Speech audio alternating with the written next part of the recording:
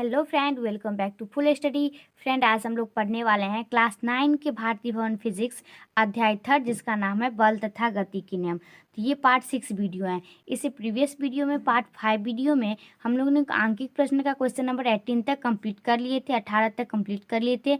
आज हम लोग देखने वाले हैं आंकिक प्रश्न का क्वेश्चन नंबर 19। चलिए देखते हैं क्वेश्चन नंबर 19 में क्या दिया गया है। तो एक वस्तु की गति की अवस्था में दूरी समय तालिका निम्नांकित है।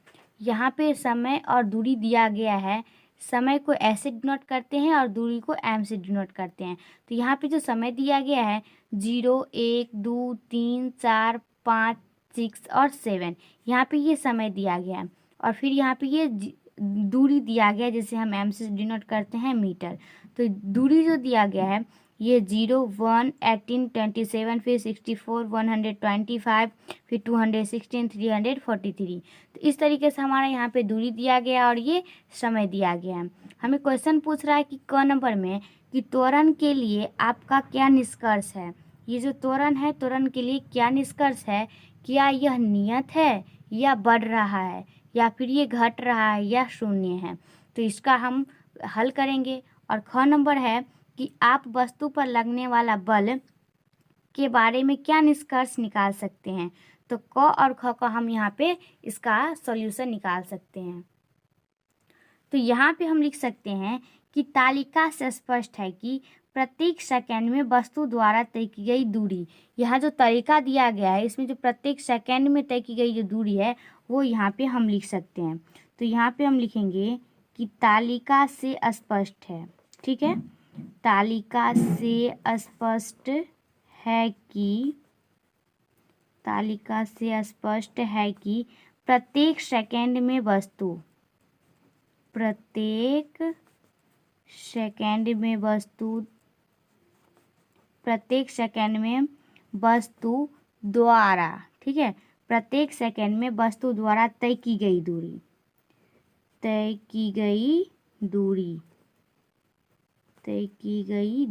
अर्थात क्या औसत चाल बराबर कुल दूरी बटा कुल समय होता है।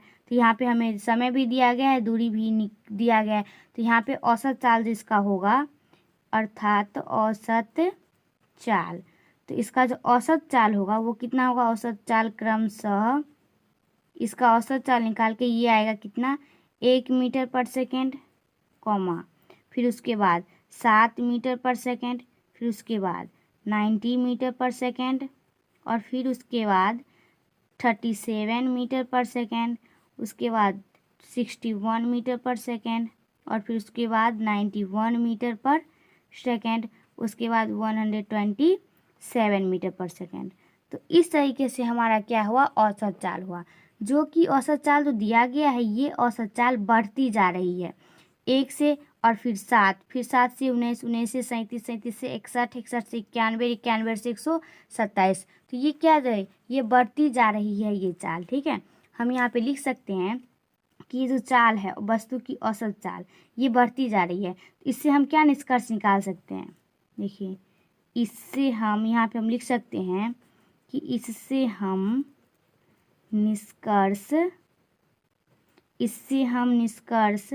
निकाल सकते हैं कि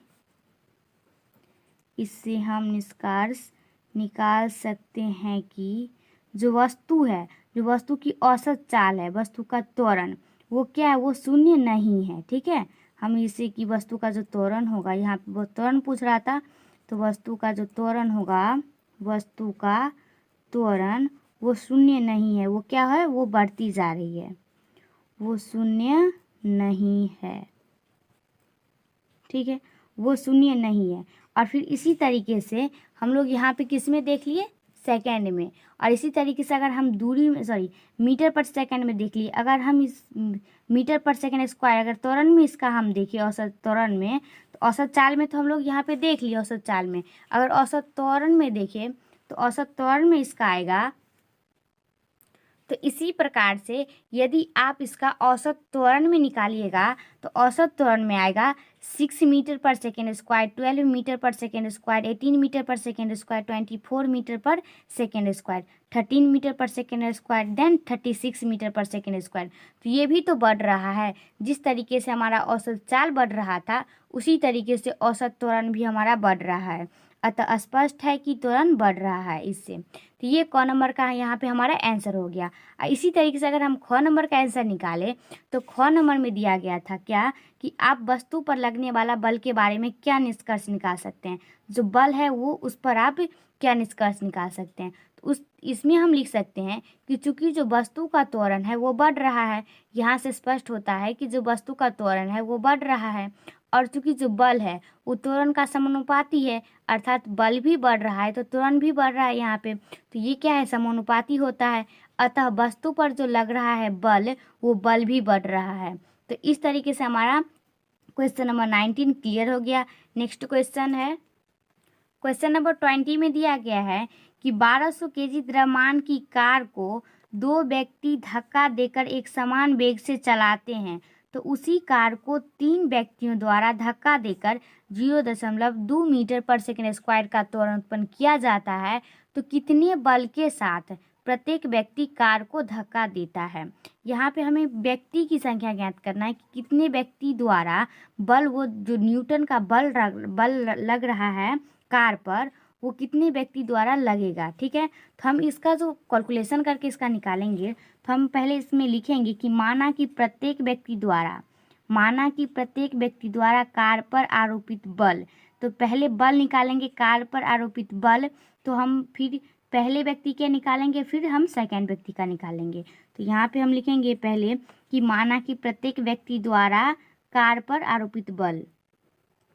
ठीक है, माना कि प्रत्येक व्यक्ति द्वारा, ठीक है, प्रत्येक व्यक्ति द्वारा कार पर, ठीक है, कार पर आरोपित बल, कार पर जो आरोपित बल है, जो बल लग रहा है कार पर, वो बल हम यहाँ पे मान लेंगे बल बराबर F।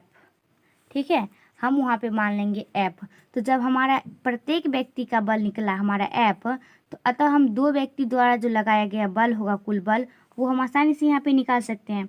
तो हम यहाँ पे लिखेंगे कि अतः दो व्यक्ति द्वारा, ठीक है, हम लिखेंगे दो व्यक्तियों द्वारा, ठीक है, दो व्यक्तियों द्वारा जो लगाया गया कुल बल होगा, दो व्यक्तियों द्वारा लगाया गया कुल बल,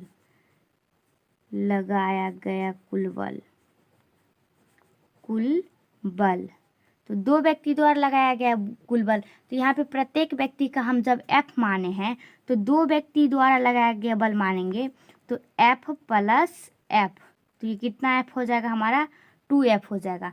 F प्लस F 2F, दो व्यक्ति द्वारा।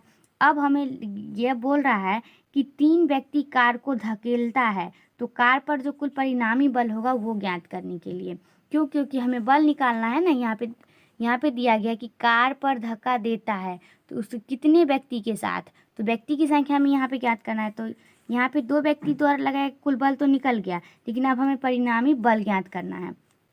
तो उसके लिए हम यहाँ पे लिखेंगे कि अब जब तीन व्यक्ति कार को धकेलता है, ठीक है, हम यहाँ पे लिखेंगे जब तीन व्यक्ति, ठीक है, जब तीन व्यक्ति कार को धकेलते हैं, ठीक है, कार को धकेलते हैं, तो कार पर कुल बल, ठीक है, कार पर कुल परिणामी बल, हमें परिणामी बल निकालना है, तो कुल परिणामी बल जो हमारा निकलेगा कुल परिणामी बल।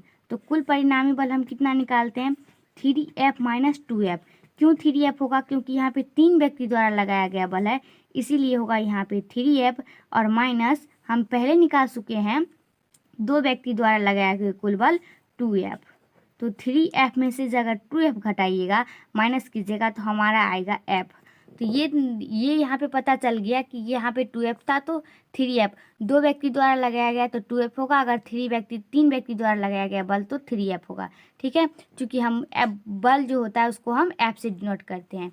उसके बाद हमें जो सवाल में दिया गया है वो यहाँ पे हम लिख लेंगे। यहाँ पे लिखेंगे कि जो सवाल में दिया गया है, ठीक है, दिया गया है, क्या दिया गया है सवाल में कि कार का जो द्रव्यमान है, हम यहाँ पे लिखेंगे कि कार का द्रव्यमान, कार का द्रव्यमान जिसे हम m से डिनोट करते हैं वो है 1200 kg। ठीक है, 1200 kg। उसके बाद कार का त्वरण, कार का त्वरण, तो कार का त्वरण हम किसे डिनोट करते हैं, a से, तो वो कितना 0.2 मीटर पर सेकेंड स्क्वायर हमारा त्वरण दिया गया था। हमें निकालना क्या है, हमें बल निकालना है। तो F बराबर ma, तो F बराबर जो हमारा m है वो 1200 kg है और जो हमारा a है 0.2 मीटर पर सेकेंड स्क्वायर है। ठीक है, तो इसका आप चाहें तो वैसे भी गुना करके लिख सकते हैं या फिर दशमलव तोड़ के भी लिख सकते हैं। तो यहाँ पे हम निकालते हैं F बराबर ये हुआ 1200 और गुना अगर इसका दशमलव तोड़िएगा तो 0.2, नीचे आएगा 10, इसके काटिएगा तो 5 और इसके काटिएगा तो फिर यहाँ पे आएगा 5 दूनी 10, 240। तो F बराबर जो हमें निकलेगा कितना निकलेगा, 240 न्यूटन, 240 न्यूटन। क्यों, क्योंकि ये बल है तो ये न्यूटन में आएगा। तो F बराबर 240 न्यूटन निकला।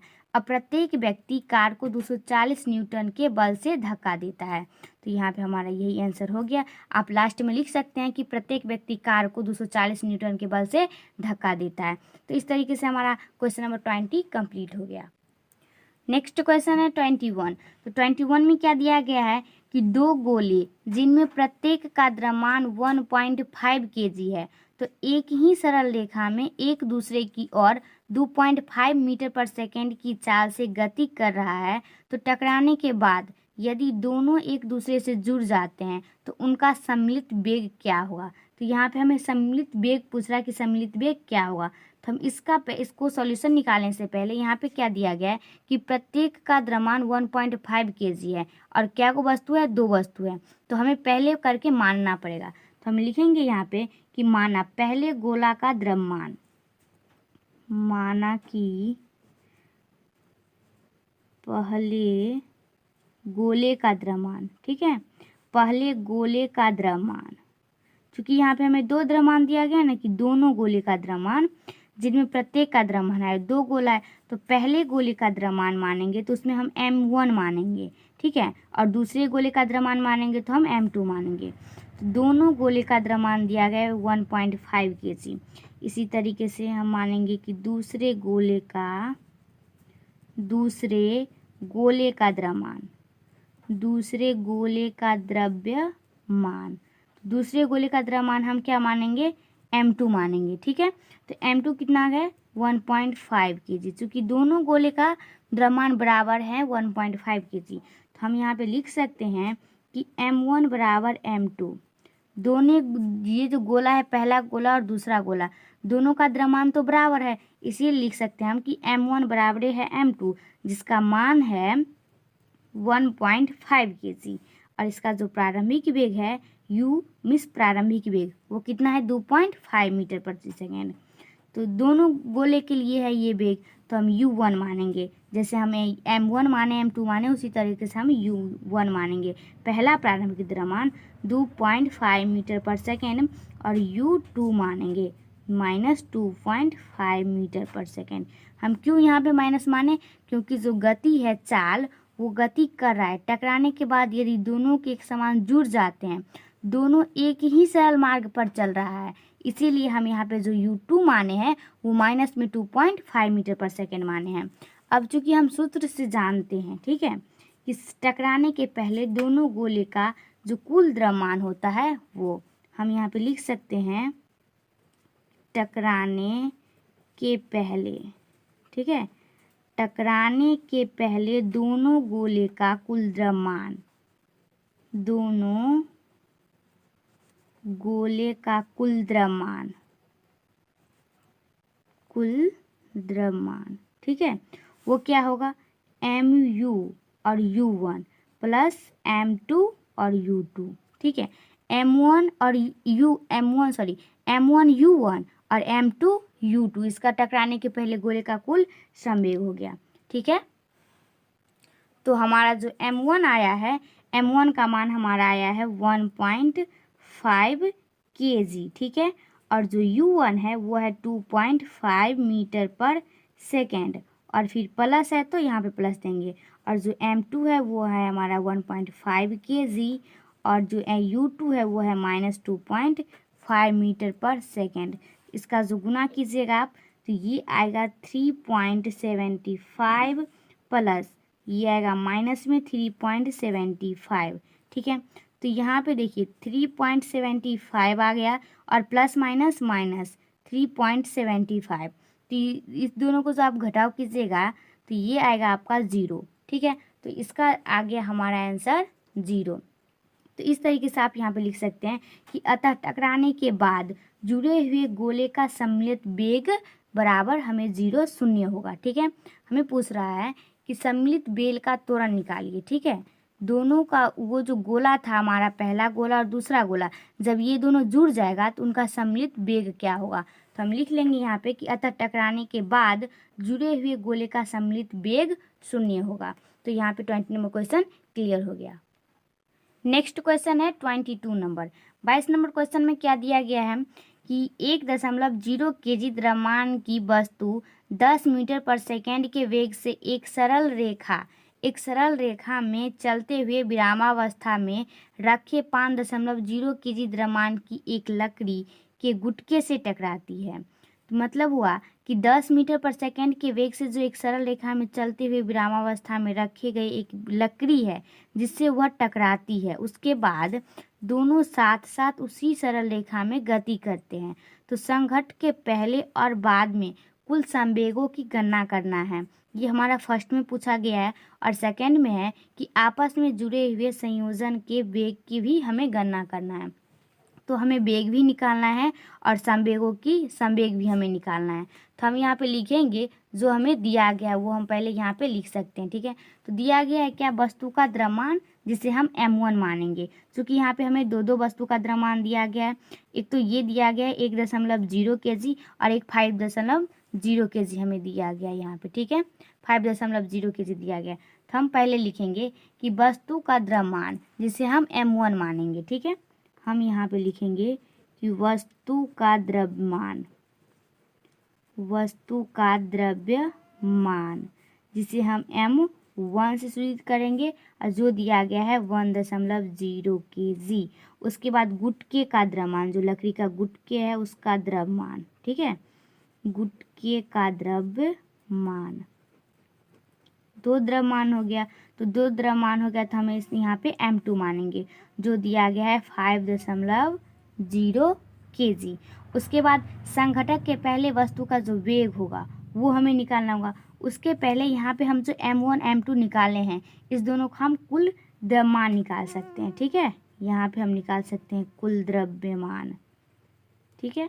कुल द्रव्यमान क्या हो गया, m1 प्लस m2 हो गया। अब m1 प्लस m2 कितना दिया गया है, 1.0 प्लस 5.0 kg। तो इसका जो आप ऐड कीजिएगा तो आपको आएगा 6.0 kg, ठीक है, 6.0 kg ये हमारा यहाँ पे आएगा। अब हम यहाँ पे लिख सकते हैं कि संघटक के पहले वस्तु का वेग, ठीक है। यहाँ पे बोला गया है कि संघटक के पहले और बाद में संवेग की गणना करें, तो हम लिखेंगे संघटक के पहले वस्तु का वेग, ठीक है। हम यहाँ पे लिख सकते हैं संघटक के पहले, ठीक है, संघटक के पहले वस्तु का वेग जिसे हम क्या u1 से सूचित करेंगे, वो है 10 मीटर पर सेकेंड। और गुटके का वेग, दो वेग दिया गया था तो फर्स्ट को मानेंगे u1 और देन सेकेंड को मानेंगे u2। यहाँ पे हम लिख सकते हैं देन गुटके का वेग,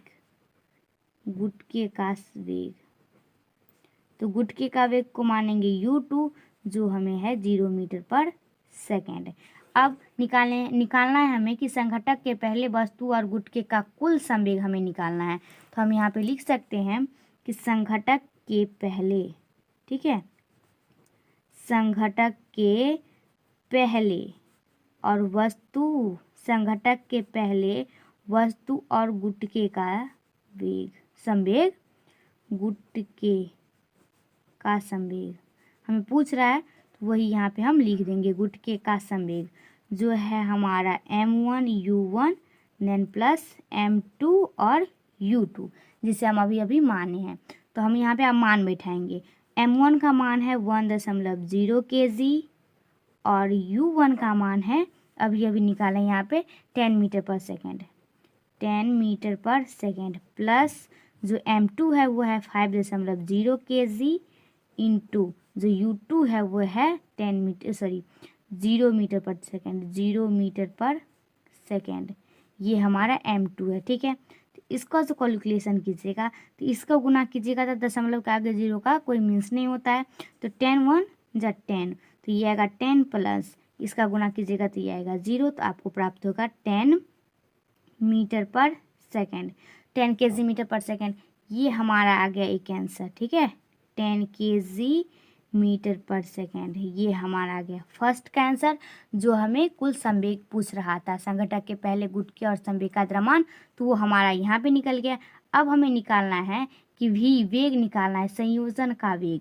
तो हम यहाँ पे लिखेंगे यदि संघटक के बाद का जो संयोग का वेग होगा वो भी होगा तब, यदि संघटक के बाद, ठीक है, संघटक के बाद संयोजन का वेग, ठीक है, संयोजन का वेग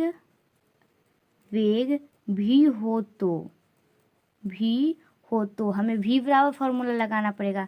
तो v बराबर होगा कुल संवेग बाय कुल द्रव्यमान।